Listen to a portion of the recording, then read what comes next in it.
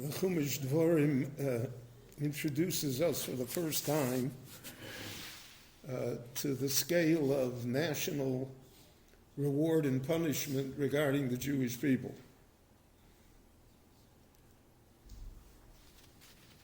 The concept of schar v'onesh, the person is rewarded for good deeds and suffers consequences for bad behavior, is not explicitly stated in the Torah, but we can infer it from the stories in Chumash Bereishis. Now, in Chumash Bereishis, we have international schar v'onesh with the Mabul, that there is a judgment to completely destroy humankind as a consequence of the immoral behavior of human beings. But then we have in the Chumash that Kaviyachal, however, will understand this. The Chumash states it, that the Lord, so to speak, vows, makes a commitment that he's never going to destroy the earth again, no matter what people do. The Mefarshim see that as the final step in freedom of choice, bechira chofshis. So that that type of schar v'onesh is removed, so to speak.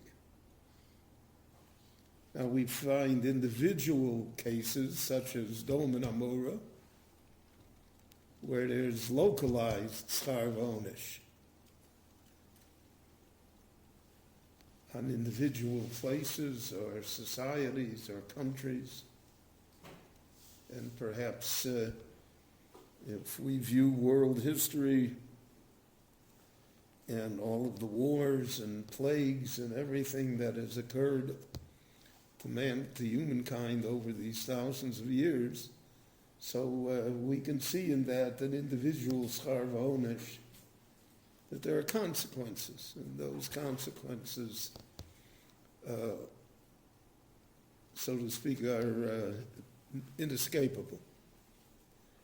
But in Chumash Dvorim, we have it regarding the Jewish people particularly. So we will have it clearly in the Tochacha and Kisovo, and then we will have it explicitly in the Parshias of Nitzavim, Vayelech, and Azinu, where the narrative of Moshe outlines all of the difficulties and tragedies that the Jewish people would encounter throughout their history, and would ascribe it to failings in the Jewish society and behavior, etc., etc. And so in this week's parsha, we're introduced to it by what we consider to be the second parsha in the recitation of Kriyat. V'yoyim shamo ati Shmuel mitzvosai. So the Rebbeinu Shalom says, if you listen to my mitzvahs, so listen here means observe, be faithful. It's not just a matter of, the audio sound. And the Torah says it, v'asisem osam, and you will do them, you will perform them.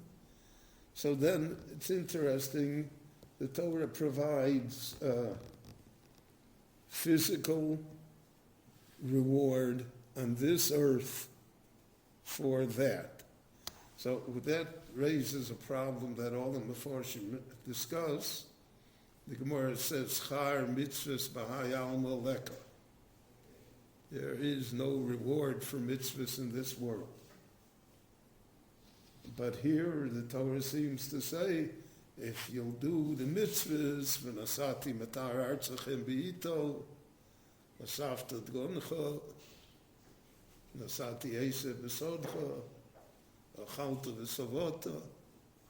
Those are all physical benefits, all real benefits that come from V'Hoyoim Shomo HaTishmia, if you listen.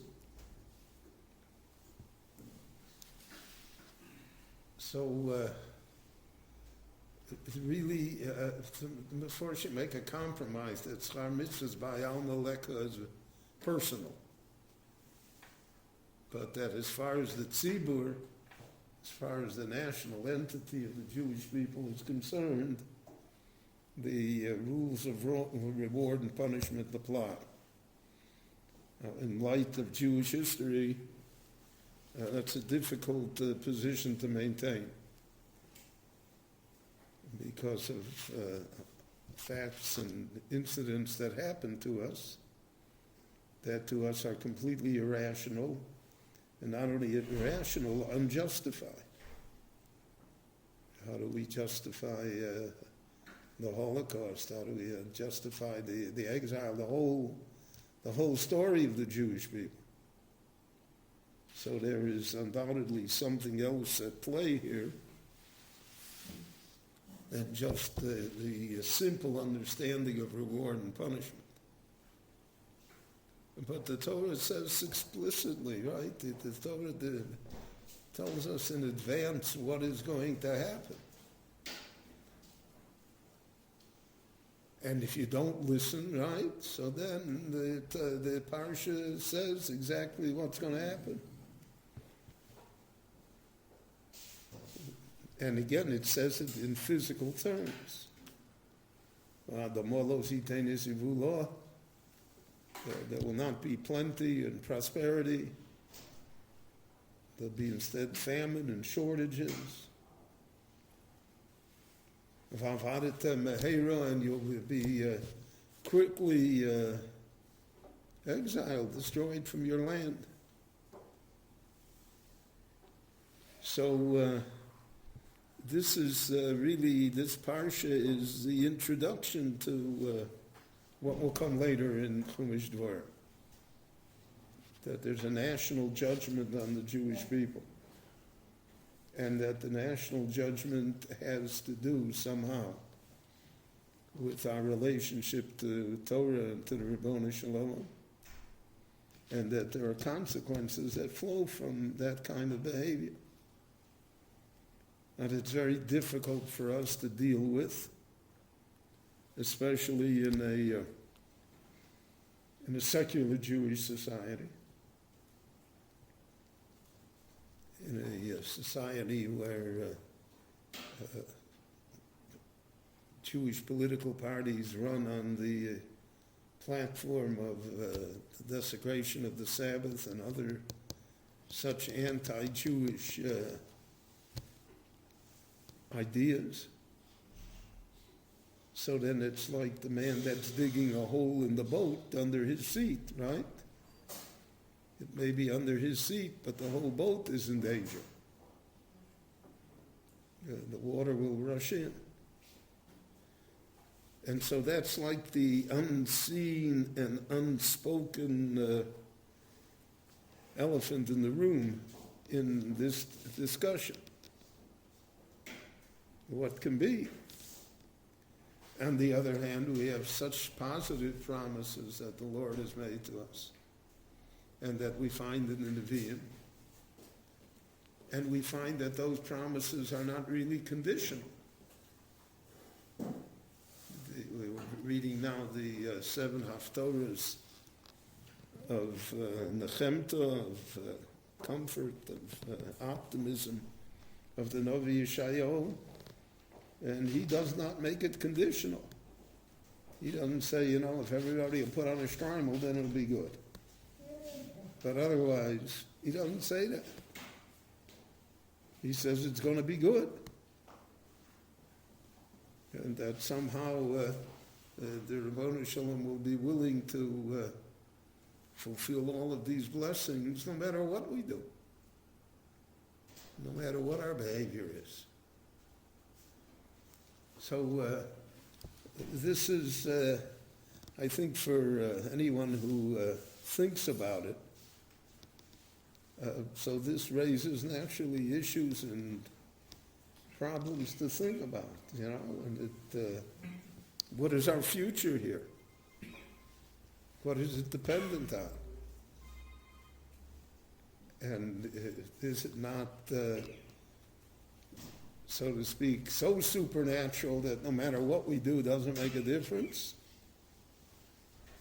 Whereas we deal with it in a rational fashion, and we say that whatever we do not only makes a difference, but that we control what's going to be here. Depends who will be our leader. It depends on that we talk in those terms. But it's not necessarily so. So this parsha raises these issues to us. And I think because these issues were always so sensitive, so many times the Meforshim tried to avoid them because there was no answer. There's a great question in education as to whether or not you should raise issues with students that will only leave them confused. Or are you better off just leaving it alone?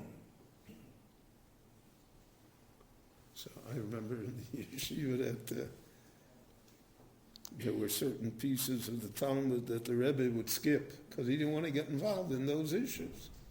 He didn't want to have to explain it. He felt it would be counterproductive. And naturally, whatever is skipped is what you immediately go out and look up and want to know what was involved. But those are serious issues, serious questions. And we recite every day, twice a day, this parsha of Voyoim Shamoah. So because we recite it all the time and on a daily basis, it becomes almost rote by us. So we don't stop to think as to what it really is saying. But it's well worth our thought and consideration because it has a great deal to do not only with our present, but with our future as well.